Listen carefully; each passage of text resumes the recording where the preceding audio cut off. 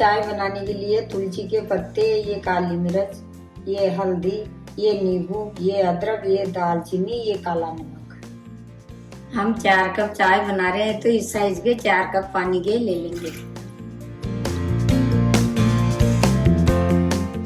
तुलसी के पत्ते, ये काली मिर्च और ये अदरक अच्छे से अपन कूट लेंगे।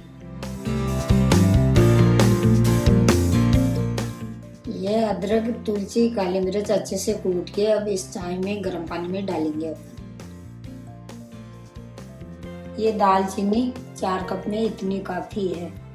तीसी हल्दी, थोड़ा सा काला नमक, ये 4 कप के हिसाब से 4 चम्मच चीनी डालेंगे।